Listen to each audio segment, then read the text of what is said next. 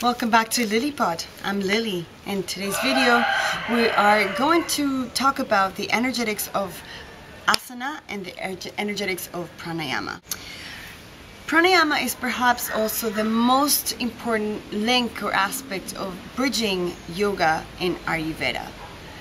Ayurveda brings the tools so that we can have a cleansed body, cleansed mind, cleansed spirit, so that we can practice yoga properly in order to be able to attain moksha, liberation. When it comes to heating and cooling effects of asana in our system, we have to consider, and it is the most important consideration, is how it's going to, or how the postures are going to affect our digestive system, our agni.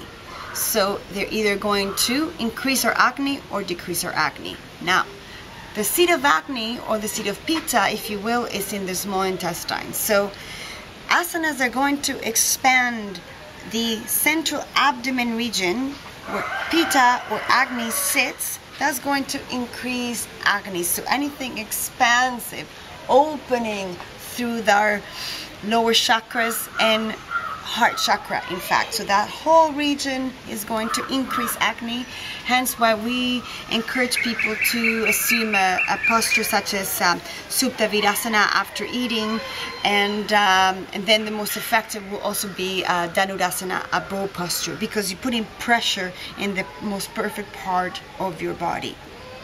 Now, expansive postures create a warming effect naturally, but if held long enough, they create a cooling effect. And contracting postures, although they are cooling in nature, if held long enough, they're going to create a warming effect in the body. Prone postures, when we're laying down in our tummy, are cooling, but if we cover ourselves with a blanket, they become warming. Active postures are any activity where we are exerting ourselves and pushing ourselves to the limit, that becomes cooling. Just as in nature, when it's too hot in the tropics, it needs to rain, and also in such countries, in such climates, people drink hot drinks to cool them down. It's interesting, but it's nature. And then we have the most cooling asana is Upavishta Konasana, an open leg forward bend. That is the most cooling asana that we have. Back bendings are heating, as we're opening the entire front part of our body, very heating.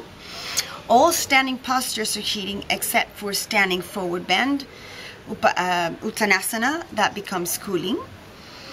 Inverted postures are all heating. Now, twists are very interesting because they're not only highly digestive, because they're going to bring more energy into the body as you come back, but they're also very neutral and very balancing. So the rule is, when we increase circulation in any part of the body, or we bring attention or energy, that area is going to heat up, is going to warm up. When we reduce energy, when we reduce circulation, is going to cool. So keep that in mind as a rule. Now, we have also a very interesting aspect to asana, which is the 5 winds, the 5 vayus. So I'm going to go over them very quickly, and they also are connected to our fingers, hence why it would be good to also, when we're doing mudras, to think about this, when whichever vayu, whichever wind is needed in your system. We have prana in your thumb, index finger Uddiyana, Vyana, Samana, and Apana. Prana is our vital energy force behind all movement, expansion, forward activity, and it's our vitality, prana. We ingest it through food or through impressions. Uddiyana, ascending wind. Ascending meaning that anything that extends the spine, the neck, and the head, it's propelled by Uddiyana wind. Any standing posture that elevate the arms, and anything as elevating, ascending.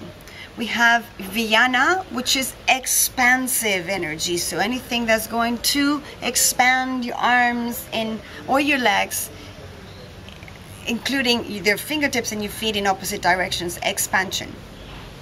We have Samana, which is contracting, located in our abdomen region, which is a focus of all asanas, because we need to focus on not only balance but also Agni. So again, coming back to Agni once again. Our last one is Apana. Apana Vayu is, I think of it as one of the most important as well, because it's responsible for anything that's descending and out of the body. So for Vata, really important, because Vata tends to come up ascending as the wind and is going out there. We need to bring them down to ground them. So Apana Vayu is also going to regulate digestion and excretion.